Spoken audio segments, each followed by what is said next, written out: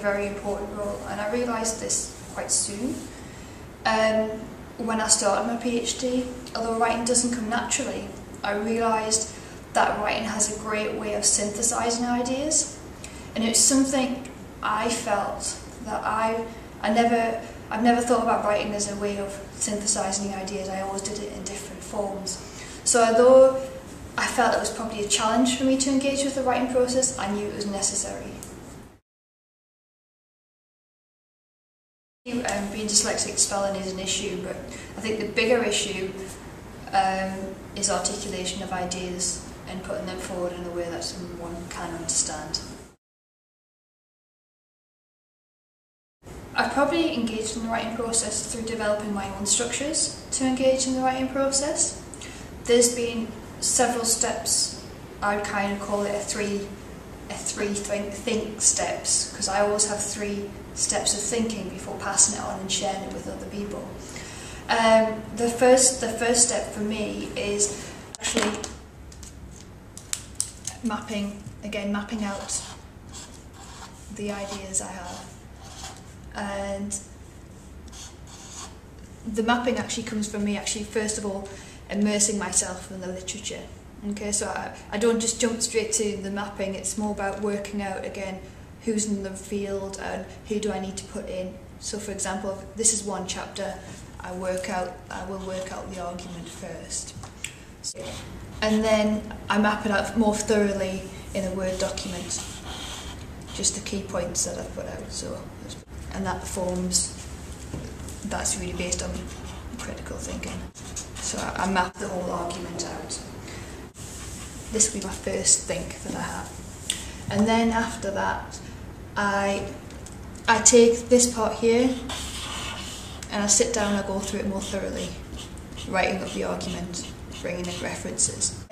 Earlier on, I would probably take this to my dyslexic tutor and say, Pat, who she would sit down and take me through, and we would write this up more solidly.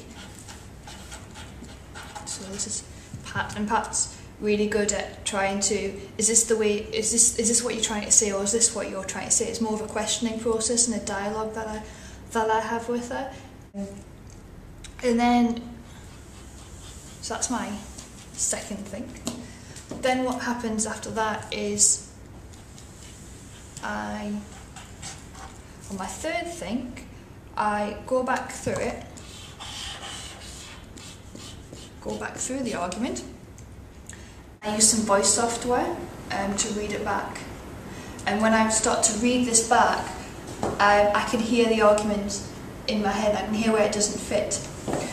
And when I'm doing this, I actually print the document out first, so I have the document, this is more of a recent occurrence, I have the document in front of me, listen to the whole paragraph and note it down.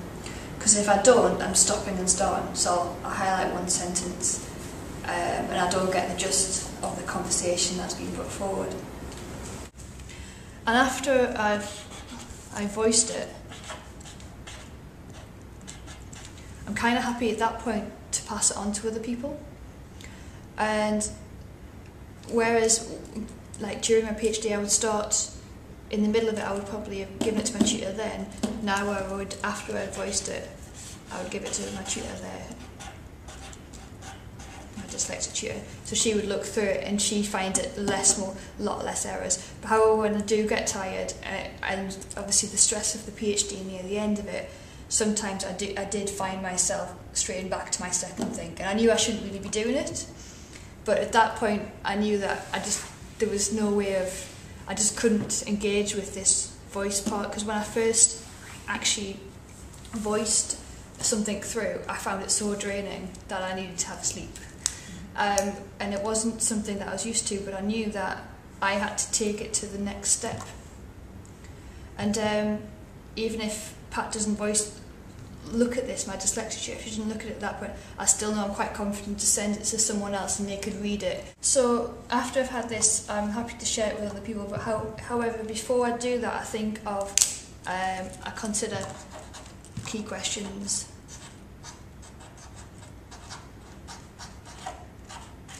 Key questions to ask someone for feedback, because it's really important again to focus their attention on what do you actually want feedback on. and get feedback. And then after I've got feedback of them and they've been really, really kind to read through my work, I then reflect again.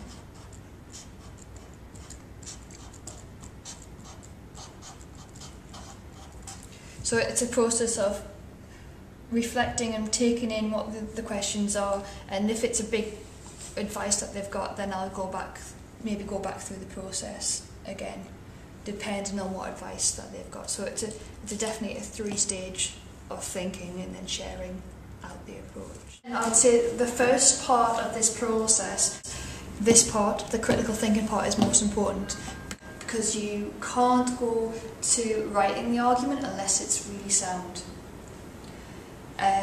And then I'll say when I have my third thing about my written text, I know that it has to be right before I pass it on to other people, because it's generally not their responsibility. And I would prefer getting feedback on the actual content itself rather than coming back with, oh, that's spelt wrong. It's because it's about developing the content itself. And then again, I would say the reflect part is very important, just to be open to the feedback that you're getting and understand that people are giving you that feedback for a reason. So if it is quite critical feedback, take it on board, think about it. You don't necessarily have to take on all feedback, but work out why they're saying that. The process has taken a long time to realise for me. When I used to start writing a piece of work, I remember trying to write my first piece for a conference. I used to sit down in front of the computer and just start writing. But the feedback I did get was there's a lack of argument, there's a lack of structure in your writing, and I was trying to work out, well, what do I need to do?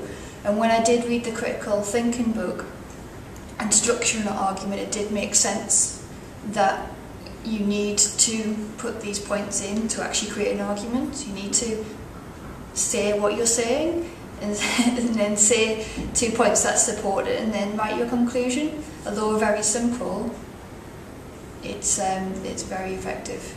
I think the second thing was more self-awareness of my processes and working out what didn't and what did work. And I have tried out a lot of strategies to get to the point of having this approach now. And some things worked and some things didn't. The third thing is receiving feedback from someone and understanding how you ask the right question to get the right feedback. I think so, yeah. I'm quite confident now just to engage with the written process. Although I know that when I'm doing this, I have to take time to do it. I can't just jump from there to there in one day. It won't necessarily happen. I know that I've probably got to take a day to do that and a day when I'm quite fresh. I can probably do that on a normal day. It doesn't have to be any particular day or if I'm quite busy. And I normally have to probably do this part in the morning. So it's just finding the right times to do that and engage with the text. I would say critical thinking skills, very important. For the reason of how to construct an argument. Self-awareness. You've got to be aware of how you are going about the task and how you're engaging others in the task. Use your resources wisely, because you have to know when to engage people and when not to, and they're not always going to be, if you just always asking them for feedback, they're not always going to be responsive. So work out who is better for giving feedback on a certain angle of your work.